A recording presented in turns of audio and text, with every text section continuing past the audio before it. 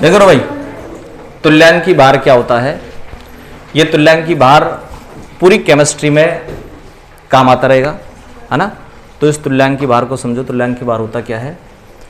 तुल्यांकी भार को अपन ई से लिखते हैं भाई। किससे लिखते हैं? ई से। और ई बराबर होता है m/n। ठीक है। अब ये जो n है और m है वो क्या है? जो आता जाएगा उसी का लिखता जाऊंगा।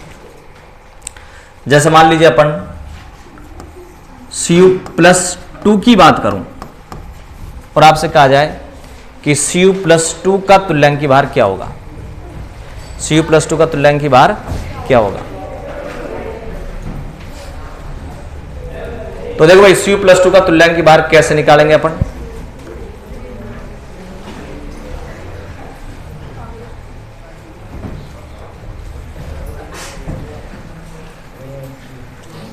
तांबे का परमाणु भार कितना होता है?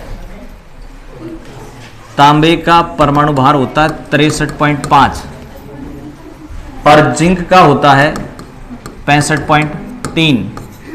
चांदी का होता है 108, लोहे का होता है 56। ठीक है भाई, इसको काम में ले रहे हैं इधर अपन। क्या बता रहा हूं मैं आपको बता रहा हूं Cu+2 का तुल्यांकी भार आपको मैं बता रहा हूं। तो इसका तुल्यांकी भार कैसे निकालेंगे आप इसको ऐसे लिखेंगे Cu+2 तांबे का तुल्यांकी भार बराबर m/n। तांबे का m कितना है? 63.5 बटा ये n है कुल प्लस। n क्या है? कुल प्लस। तो बताओ प्लस कितना है इस पर? 2 लगा दो, 2 का भाग दे दो, आ जाएगा। सही है भाई। क्या निकाल लिया बताओ आपने? ये किसका? Cu+2 का। उसके परमाणु भार में उसके ऊपर जितना चार्ज है उसका आप भाग दे देंगे। दूसरा एग्जांपल मैं आपको यही बताऊं कि अगर मान लो EZn+2Zn अगर आपको निकालना है तो जिंक का परमाणु भार कितना है भाई? 65.3। तो 65, सॉरी यहां E क्या निकालना है? Zn+2। तो 65.3 में भाग दे देना 2 का। सही है कि नहीं? एल्यूमिनियम का होता है 27। ये परमाणु भार है एल्यूमिनियम का, कितना? 27। अगर आप मान लीजिए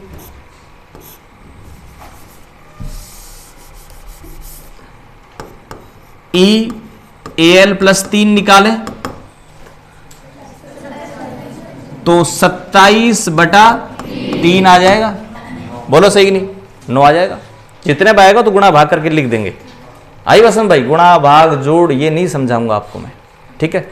और वो लिख भी दूंगा ऐसे 27/3 6.3। आप मेरे से मत कहना गलत कर दिया। क्यों?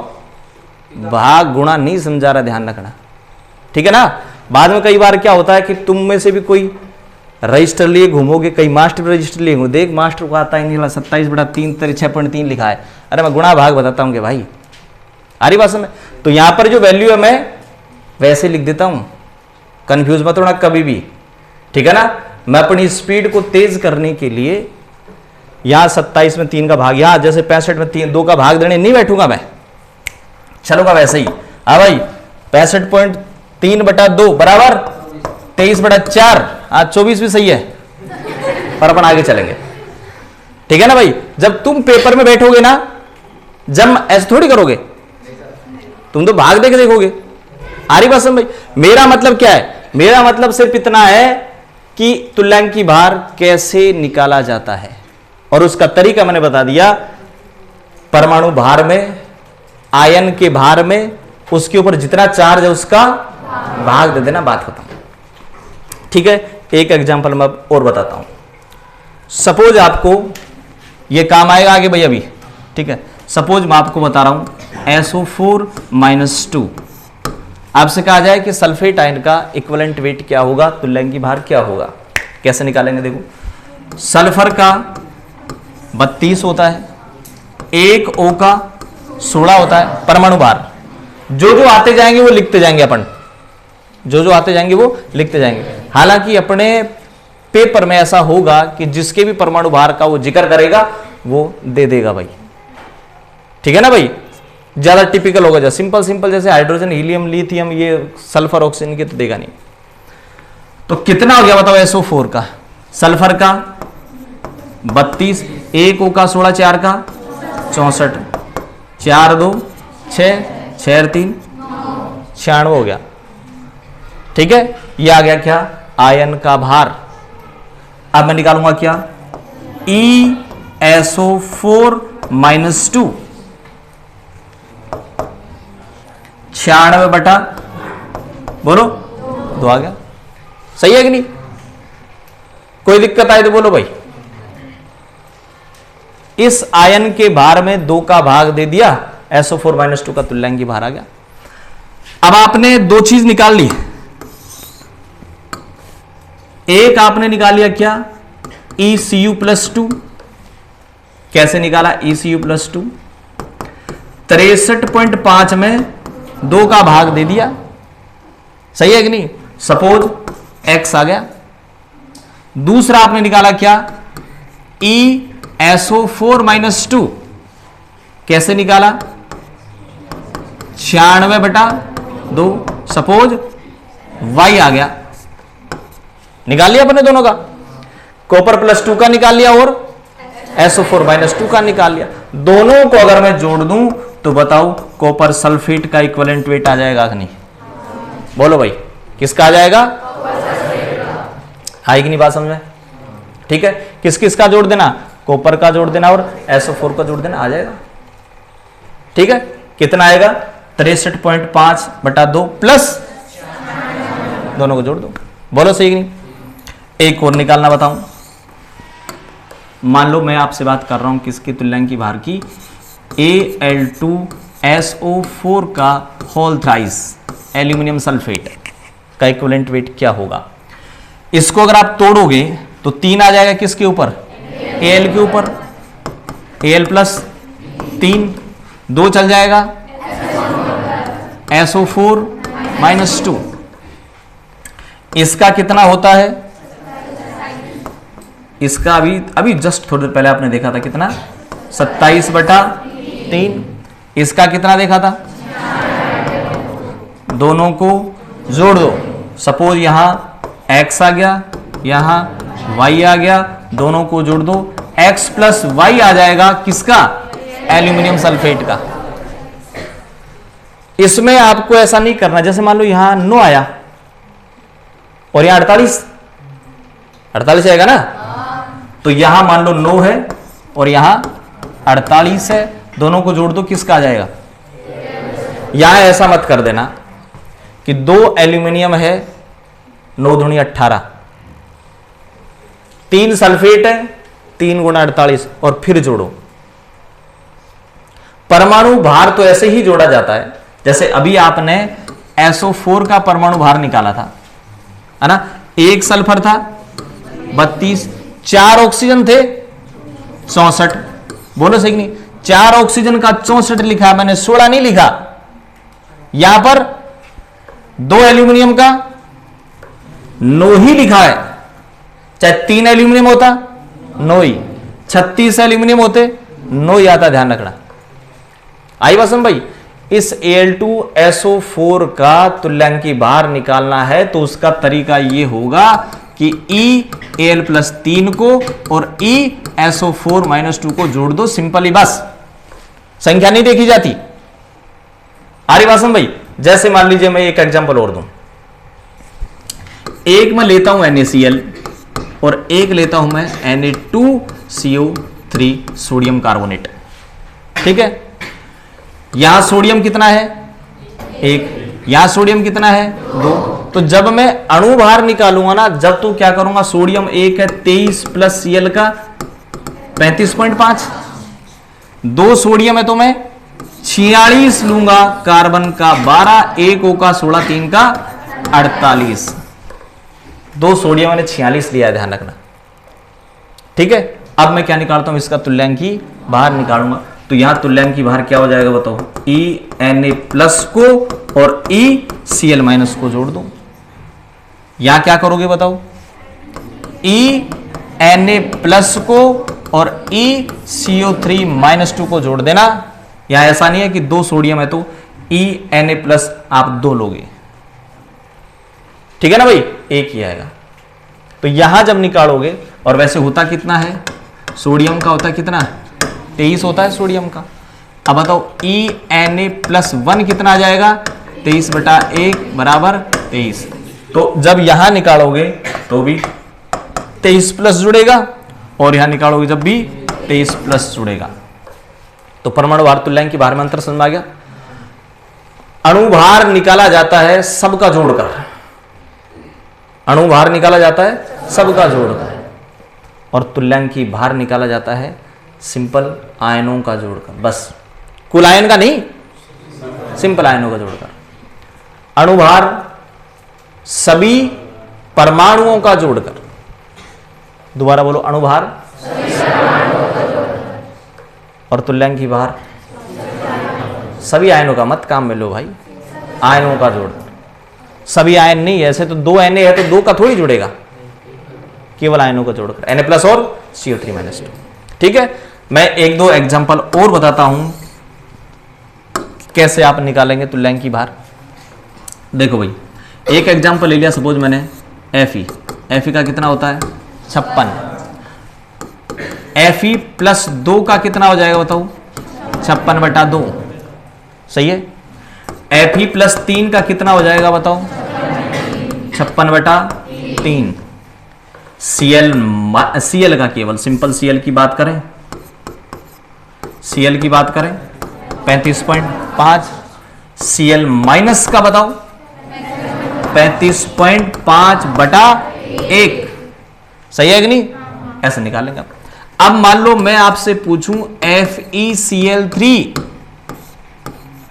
सबसे पहले मैं पूछूं अणुभार, तो आप क्या करोगे, Fe का जोड़ोगे कितना 56, और 3 Cl है तो 3 गुणा 35.5 अणुभार आ गया। अब क्या निकालें, तुल्यांकी भार। तो तुल्यांकी भार में आप क्या करेंगे बताओ, जोड़ देंगे सिंपल Fe प्लस 3 का, और यानी आप ऐसे निकालेंगे ई Fe प्लस 3 प्लस ई Cl माइनस, बस ठीक है ना भाई। Fe प्लस 3 का कितना है 56 प्लस Cl माइनस का 35.5/1, ये तुल्यांकी भार आ गया भाई। ठीक है, तो पहला एग्जांपल ही उतारो, और जैसे जैसे प्रश्न में आते जाएंगे ना भाई, है ना, बेस मैंने आपको तैयार कर दिया कैसे आप करेंगे, फिर आगे जैसे जैसे आते जाएंगे अपन करते जाएंगे।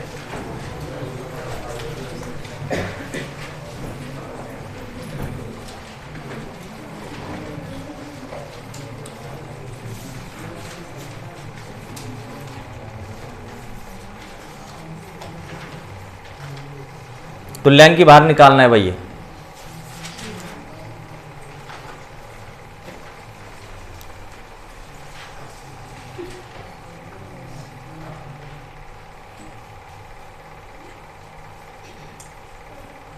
आज की क्लास जैसे मान लो ये चलेगी, कोई दिक्कत आएगी समझ में नहीं आएगा, है ना भाई, कोई भी टॉपिक वगैरह आप घर जाकर के दोबारा से वापस पूरी क्लास देख सकते हो। ठीक है, पूरी क्लास जो भी होगी नहीं अपनी चल रही है वो पूरी डाल दूंगा मैं ना, वो तो रहने दे, तुम खुद पढ़ लीजिए बस।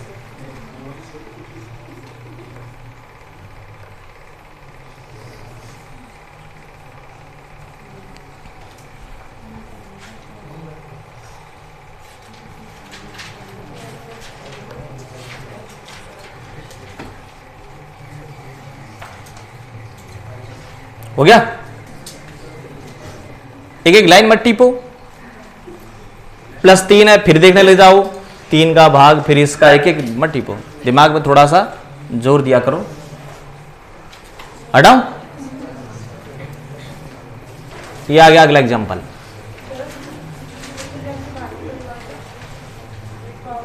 ना ना ना, ये परिभाषा नहीं है भाई, इसमें ये तुल्यांकी भार टॉपिक अपना 11th का है ना भाई। तो ये चीजें तुल्यांकी भार से संबंधित जो भी प्रश्न आएगा वो 11th क्लास में आएगा, 12th में नहीं आएगा। 12th में तो डायरेक्ट कोई थ्योरी आएगी, प्रश्न आएगा, न्यूमेरिकल आएगा, तो तुल्यांकी भार निकालते कैसे हैं सिंपल वो समझा रहा हूं मैं, ठीक है ना भाई। तुल्यांकी भार निकाला कैसे जाएगा वो बता रहा हूं 12th क्लास में। सिंपल तुल्यांकी भार का कोई प्रश्न नहीं आएगा कि भाई इसका तुल्यांकी भार याद करें, ऐसा कोई प्रश्न आपके पास नहीं आएगा। लेकिन न्यूमेरिकल जरूर आएगा, उस न्यूमेरिकल में तुल्यांकी भार निकालना आपको आना चाहिए, क्योंकि अब आप पढ़ेंगे फैराडे के नियम, और फैराडे के नियम तुल्यांकी भार पर आधारित हैं भाई।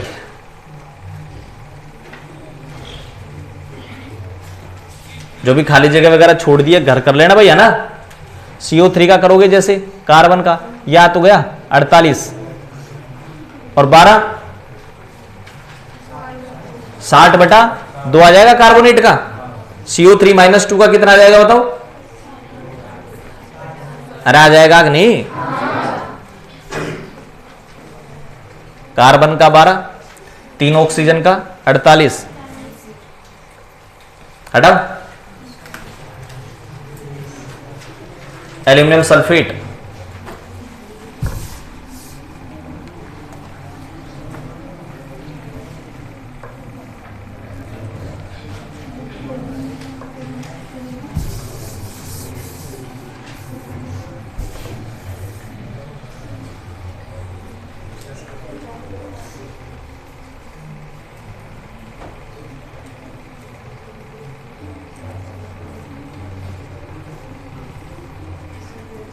दिखता नहीं किधर से है?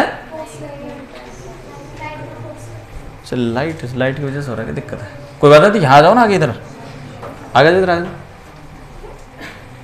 तो तुम इधर किसको थोड़ा थोड़ा भाई, इधर खिंचाओ थोड़ा थोड़ा, किसके जाओ,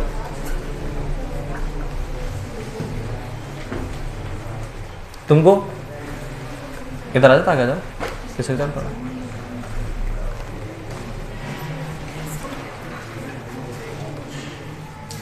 उतार ले भाई, हैं?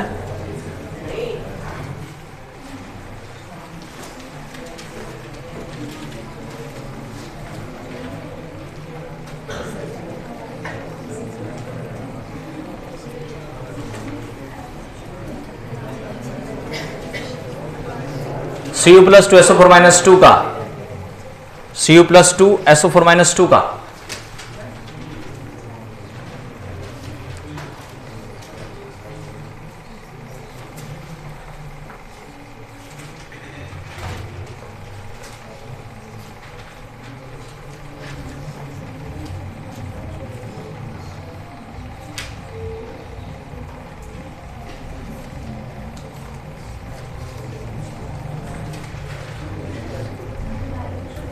हो गया।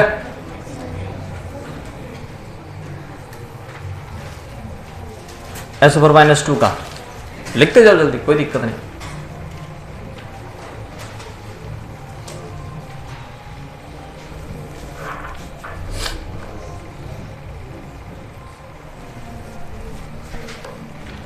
Ag+1 का कितना हो जाएगा?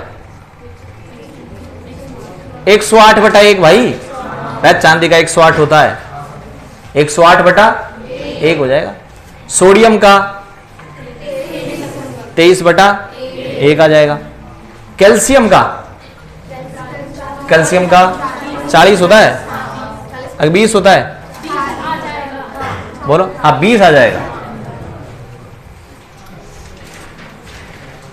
ये होता है।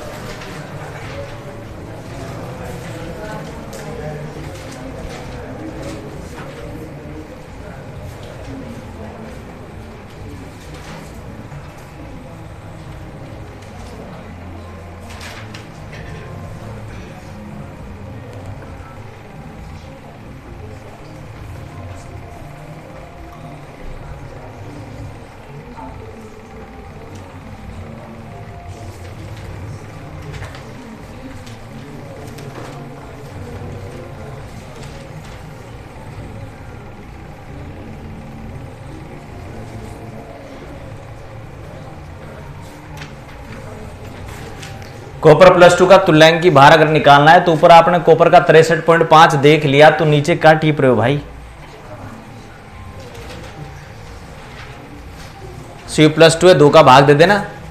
एल्यूमिनियम का Al प्लस 3 का नहीं करवा रहा, 3 का भाग दे देना। हटाओ। अब आगे प्रश्न आते जाएंगे, उसी में बताता जाऊंगा, ठीक है। हाँ, 2 कोबाल्ट और निकिल की ओर देख लें, वो थोड़े से 11th क्लास में एक्सेप्शन वगैरह के रूप में भी आपने उसके पढ़े थे, 58.6 और 9। देखो, कोबाल्ट, निकल, कॉपर और जिंक, ऐसे ही है ना, ठीक है। आपको ध्यान है, बढ़ते हुए परमाणु भार के आधार पर रखा था मेंडलीफ ने तत्वों को बढ़ते हुए परमाणु भार के आधार पर रखा था। जैसे इसका रखा आपने कितना, 63.5 और इसका 65.3। बढ़ रहा है कि नहीं? ठीक है। इन दोनों की बात करें, 58.9, 58.6, क्या है बताओ? बढ़ते हुए परमाणु भार के आधार पर नहीं है, ये एक्सेप्शन था उसका, ठीक है ना भाई, ये अपवाद था। तो इस दोनों को जरूर याद कर लें, लिख दो। कोबाल्ट 58.9 और निकल 58.6 बढ़ते हुए परमाणु भार के आधार पर होने चाहिए, लेकिन है नहीं।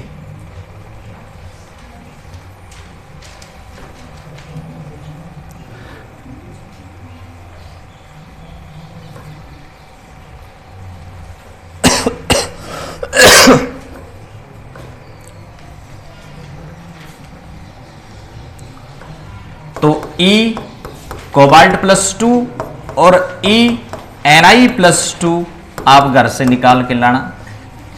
एक इंपॉर्टेंट बात और है, जब आप एलिमेंटों को लिखो तो ध्यान से रखना, बड़ा C छोटा O ये कोबाल्ट है, और बड़ा C बड़ा O कार्बन मोनोऑक्साइड है, ठीक है ना। लिखते टाइम गलती मत करना दोनों में, बड़ा C छोटा O। तो जब भी आप एलिमेंटों को लिखें, ठीक है भाई। और अब अपन स्टार्ट करते हैं अपना टॉपिक, विद्युत अपघटन के नियम।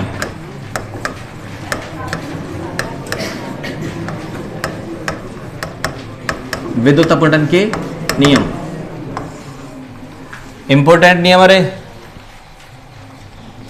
1 नंबर का प्रश्न राजस्थान बोर्ड 2000 जो आएगा, जो उसमें प्रश्न आएगा, ध्यान रखना यहां से। अब फैराडे का